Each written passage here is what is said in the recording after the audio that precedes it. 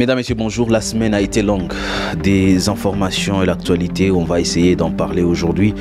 Parlons quand même des questions assez générales avec Ronelin Tibonera. Bonjour et bienvenue. Bonjour Blaise, bonjour à tous les téléspectateurs. La grande actualité, d'abord on commence, c'est ces Génocostes célébrés hier en ville de Goma.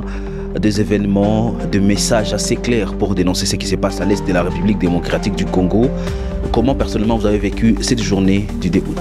Je crois que ce qu'il faut quand même noter, c'est cette observation permettez en tout cas cette tautologie. Ce constat fait autour de ce respect du public aux morts. Aujourd'hui, nous sommes à 12 millions de Congolais qui nous ont quittés suite à cette guerre économique imposée à la République démocratique du Congo. La journée du vendredi a été bien observée. On a vu beaucoup de compatriotes accepter de ne pas exercer ou de ne pas mener leurs activités quotidiennes parce qu'on sait que Goma, c'est parmi les villes mouvementées sur le plan économique en République démocratique du Congo. Au niveau des birérés, on était habitué à l'engouement quasi quotidien, mais hier, beaucoup de propriétaires des boutiques ont décidé de mettre la clé au niveau de porter leurs établissements.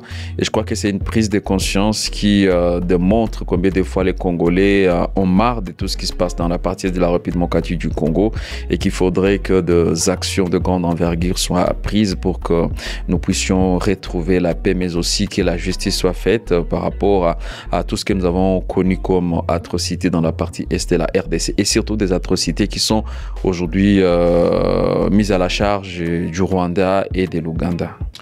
Également des affiches pour montrer qu'il y a des morts, qu'il y a des femmes violées, qu'il y a de meurtres à l'est de la RDC.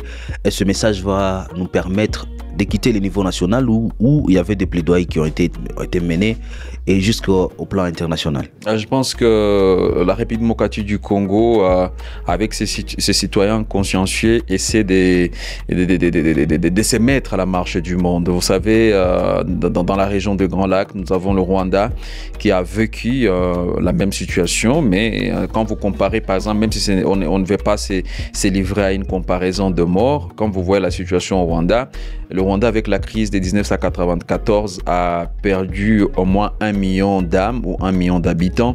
La République démocratique du Congo, depuis cela 30 ans, nous avons perdu autour de 12 millions.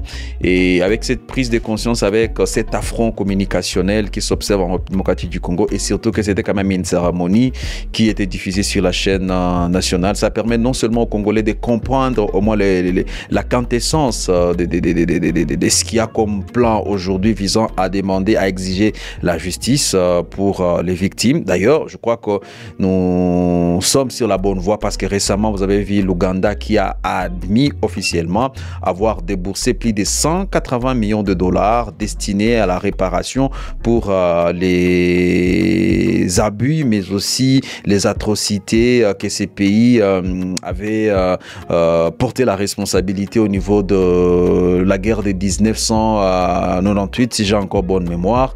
Vous savez, il y a des entités comme Kisangani qui ont quand même trop souffert lors de cette guerre injuste imposée à la RDC. On a vu l'armée ougandaise, mais également l'armée rwandaise qui se sont affrontées dans cette partie de la République. De morts, on en a compté. Et je crois que c'est une dynamique aujourd'hui qui non seulement va permettre aux Congolais d'avoir en mémoire, d'avoir peut-être au niveau même de leurs esprits, ce besoin-là de retrouver cette justice, mais aussi ça permet à la communauté internationale de comprendre également que les Congolais, comme on a traité la question rwandaise telle qu'on priorise aujourd'hui les génocides rwandais, c'est important également qu'on considère ce qui se passe en RDC avec ces génocides qui restent jusque-là économiques. On ne peut pas s'en passer. Début cette semaine, des échanges entre la République démocratique du Congo et le Rwanda. Est-ce une réussite sur le plan diplomatique? Parce que le gouvernement congolais, à travers Félix Tshisekedi, est resté en tout cas ferme. Nous n'allons pas parler avec l'M23, nous allons parler avec le Rwanda. Les dialogues ont commencé, des échanges ont commencé entre la RDC et le Rwanda. Est-ce qu'une réussite au moins sur le plan diplomatique? Alors, au nom de la paix, tous les coups sont permis parce que lorsque nous voyons par exemple la situation au niveau de la province du Nord que nous nous retrouvons, lorsqu'on voit les conditions dans lesquelles nos compatriotes vivent dans des camps de déplacés, un être humain normal ne doit que soutenir pareille initiative. Sauf que maintenant, on se retrouve face à des problèmes. D'un côté, il y a des discussions qui ont été amorcé par les deux ministères des Affaires étrangères. Mais comme vous voyez déjà les ministères des Affaires étrangères, vous comprendrez qu'il y a la volonté pour les États, les chefs d'État surtout, de baliser d'abord le chemin en attendant un tête-à-tête officiel entre Paul Kagame et son homologue congolais, Félix Antoine Tshisekedi. Rencontre ressort un cessez-le-feu. Ouais, donc il y a le cessez-le-feu d'ailleurs qui entre en vigueur déjà ce dimanche, parce qu'il va déjà du 4, juste ça pour 15 jours, donc du 4 jusqu'au 19. C'est une nouvelle expérience après des cessez-le-feu, bien que le cessez-le-feu soit d'application ou la trêve humanitaire, parce que la trêve humanitaire négociée par les États-Unis d'Amérique, c'était jusqu'au 3. On a vu d'ailleurs le 3, le M23 qui a lancé des nouvelles hostilités dans les territoires de Rutshuru en occupant quelques villages. Il y a par exemple Keseguru, il y a 4 villages au total qui ont été récupérés par le M23. Mais si je dois rester dans la dynamique des discussions de Luanda, je pense que au stade actuel, c'est bien beau parce qu'on a vu même, c'est chaque pays qui a présenté donc je vais dire son carnet des demandes, formulé des demandes. Il y a par exemple le Rwanda qui campe et insiste sur la question des FDLR. Il y a la République démocratique du Congo qui continue à demander les retraits des troupes rwandaises sur son sol. Il y a un mécanisme qui vient d'être mis en place pour essayer de faire le suivi, se rendre compte est-ce que les demandes formulées par les uns et les autres sont bel et bien respectées. Et comme on va déjà dans ces dynamiques de cette nouvelle trêve humanitaire, d'ailleurs ça c'est déjà pas les États-Unis, mais c'est une trêve humanitaire qui est observée par les deux États. Là je parle du Rwanda, parce qu'aujourd'hui le Rwanda a montré quand même noir sur blanc qu'ils sont derrière le rebelle du M23, bien qu'avant c'était un peu compliqué pour le Rwanda d'admettre que bon voilà le M23 c'était notre projet. Et bon, bien que je ne suis pas communicateur du M23, mais également le M23 a communiqué, mais on sait que c'est une diversion politique. Ils ont également communiqué pour dire non, vous voyez, nous on n'est pas concernés par les conclusions de tout ce qui est arrivé à Luanda. Nous pensons que quand même il y a cette volonté pour les dirigeants régionaux et que dans les jours à venir, on pourra arriver à cette paix longtemps recherchée et surtout permettre à ce que ces millions de déplacés, parce que même dans les conclusions de Luanda, vous voyez même que l'on donne la chance aux compatriotes, par exemple, qui sont dans les camps, de rejoindre leur village, de par cette trêve qui est déjà instaurée et qui commence déjà le 4 août. On reste là, on reste très positif et on espère que les choses vont aller, bien que les deux trêves ont été décevantes. On espère que cette troisième trêve va nous guider et permettre à ce que vraiment les mouvements des humanitaires et tout ce qu'il y a comme action sociale puissent être observés. Merci beaucoup René Lintibonera, merci d'avoir été avec nous. Merci Blaise, merci également à tous les téléspectateurs. Précisons dans l'actualité, dans cette rubrique consacrée à la rétrospective, 4 villages du groupement de Binza dans la chefferie de Bouicha sont passés sous les contrôles des terroristes du M23 soutenus par les Rwandais après des rudes combats qui ont donc opposé ces rebelles aux résistants Wazalendo tout au long de la journée du vendredi 2 août 2024 dans les territoires de Rutshuru au Nord Kivu. Parmi ces villages, avant de recevoir Émilie dans cette rétrospective, il faut les dire qu'on trouve Kiseguro, Nyabanira, Katwiguru et Nyakahanga qui ont été sous l'effet depuis la matinée malgré une résistance observée du côté des Wazalendo. Certains de ces villages tombent pour la deuxième fois depuis le début de cette rébellion dans l'est de la République démocratique du Congo. Il y a également des sources anonymes quand même à Kivu Morning Post à Nyamilima qui indiquent qu'une grande partie de la population fuit ces hostilités. Cette population est déjà visible dans une entité située à 40 km de Kiwanja sur la route Kiwanja-Ishasha, une cité frontalière entre la République démocratique du Congo et l'Ouganda. Émilie Mouteba, bonjour. Bonjour Blaise et bonjour à tous nos téléspectateurs. Quelle est la question majeure qui vous a intéressé au courant de cette semaine? Il y a eu plusieurs questions d'actualité. Ouais, il y a eu plusieurs questions d'actualité, bien sûr, mais je vais parler de l'entrepreneuriat dans la ville de Goma. J'ai pu tourner ma vidéo sur Angèle Mwengue, une entrepreneur qui fabrique des gâteaux et plusieurs dérivés de la farine ici à Goma. Pour faire la fabrication des gâteaux, elle s'est lancée à partir de vidéos publiées sur des réseaux sociaux. Bien sûr, elle était aussi passionnée de la pâtisserie à partir de sa maman qui fabriquait à l'époque des beignets molles, des beignets durs et des crêpes. Pour elle, la pâtisserie, c'est sa vie parce qu'elle est amoureuse de la pâtisserie. Aujourd'hui, elle s'est fait un nom dans la ville de Goma et bientôt, elle aura une maison de fabrication de gâteaux et qui est dans ses perspectives. Elle dit que sa maison sera la maison de référence des gâteaux dans la ville de Goma. Ainsi, elle était en train d'appeler d'autres jeunes de lui emboîter les pas en lui disant que nul n'est impossible, c'est juste la volonté, la détermination et l'amour du travail. Vous avez compris cette dimension abordée toujours par Émilie dans cette rétrospective. Au-delà de la guerre, il y a quand même des jeunes qui continuent à entreprendre et ça fait du bien de voir qu'il y a quand même des initiatives. Merci Émilie. Merci aussi. Suivez l'émission de Émilie Gomap chaque mardi sur la chaîne Kivu Morning Post. Et c'est donc un plaisir de suivre les initiatives des différents jeunes de la ville de Goma. On parle des sports. Georges Benouima, bonjour. Bonjour Blaise et bonjour à tous ceux-là qui suivent les Jeux Olympiques depuis Paris. Nous sommes en train de suivre cet événement avec beaucoup d'énergie. Mais jusque-là, aucune médaille pour la République démocratique du Congo. Décevant pour les pays des léopards. Personnellement, c'était prévisible pour moi, vu la préparation des athlètes, vu l'encadrement du gouvernement congolais. Je l'avais dit avec les comités olympiques congolais, les athlètes n'ont pas bénéficié d'une très belle préparation afin de créer la sensation. Déjà, la compétition a démarré très mal avec déjà les judokas, les judokas qui perdaient déjà son combat. Arnaud Kisoka, après seulement 30 secondes, c'était déjà un mauvais départ pour la délégation de la RDC et on s'attendait bien sûr à une victoire de Marcela Sakobi qui va rester jusque-là la seule athlète qui a déjà pris part à 2 Olympiques. Elle était à Tokyo en 2020, c'était sa deuxième participation. Elle est championne d'Afrique dans sa catégorie de 57 kilos à 3 reprises. C'était en tout cas l'athlète qui était très attendu du côté de Paris. Malheureusement, Marcela Sakobi a aussi perdu son combat en boxe. C'est vrai que les résultats ont été très disputés par les amoureux du noble art, même par l'athlète, parce que lors des proclamations, Marcela s'attendait à une victoire. Malheureusement, les résultats tournaient au vinaigre pour la boxeuse de la RDC. Et puis, ça n'est suivi la défaite de Brigitte Mbabi, qui avait déjà créé la sensation lors des éliminatoires de ces Jeux Olympiques à Bangkok.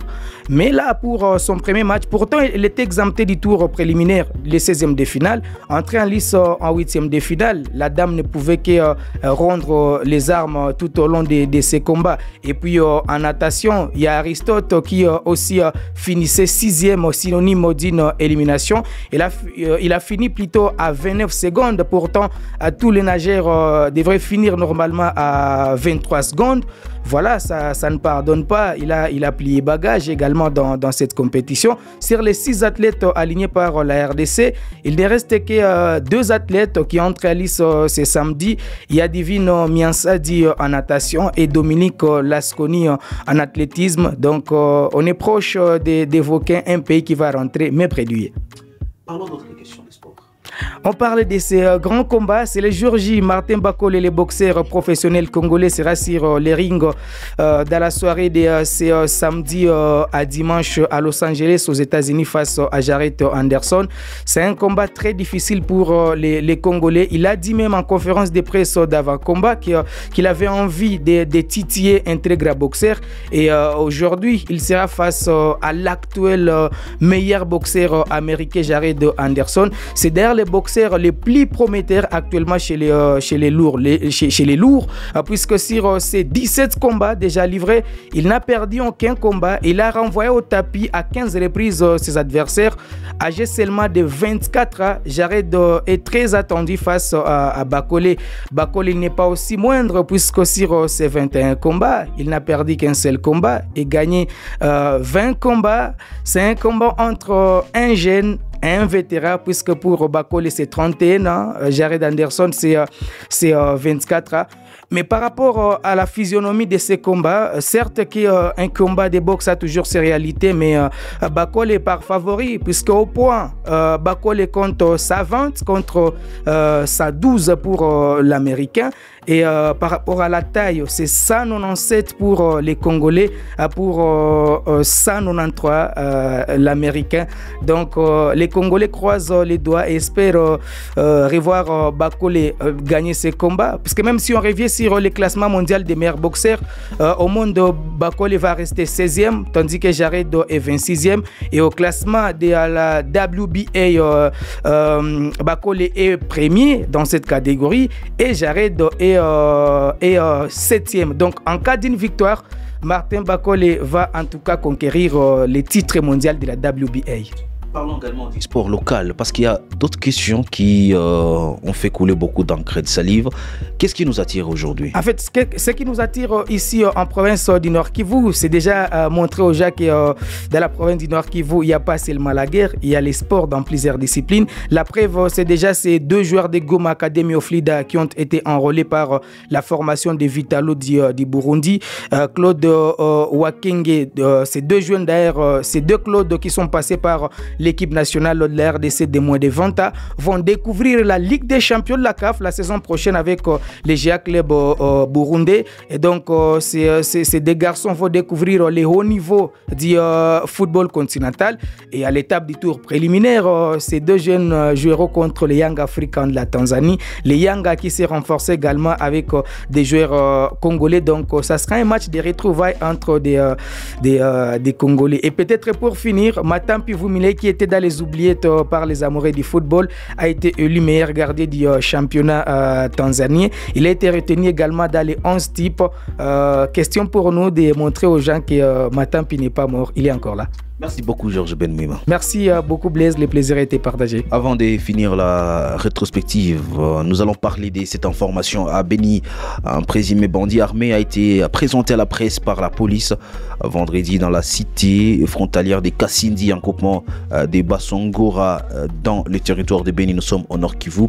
La police continue quand même à faire un travail des titans, bien qu'à Goma, les acteurs de la société civile, comme vous avez suivi dans Décryptage avec Orneline Thibonera, la police et les acteurs de la société civile demandent quand même à la justice d'accompagner les services de l'ordre et de sécurité. Sophie, jambo na karibu. Jambo sana Blaise, na jambo kwa watu wote wanatufata. Goma kuko nini? Goma kuko vitu ya kushangaza sana, yenye mpaka shie peke tunajiuliza kweli Goma inaharibika. Kitu yenye inatuvunja moyo ni kuona mtu anawapenda mwingine na anasema yuko tayari kwa kumpatia franka ama kwa kumlipa usiku mzima, lakini kitu ya kushangaza asubuhi anakimbia bila kumlipa. Hiyo kitu tunajiuliza kwa nini watu wanaendelea kutumikisha hiyo akili. Kwani wengine wanakamata hiyo kama vile kazi yenye inalisha jamii zao, kazi yenye inalisha vile watoto wao. Ni kitu ya huzuni sana hapa kwetu Goma. Comprendre qu'avec Sophie, on parle quand même ma questions à coulisses et à Goma, donc des questions que beaucoup n'arrivent pas à dire tout haut, des antivaleurs qu'on essaie également de décourager. À part il est dossier banaume wenye na kwepa banamu qui après usiku mzima wa respecter ma convention, nini tena nyiko Goma?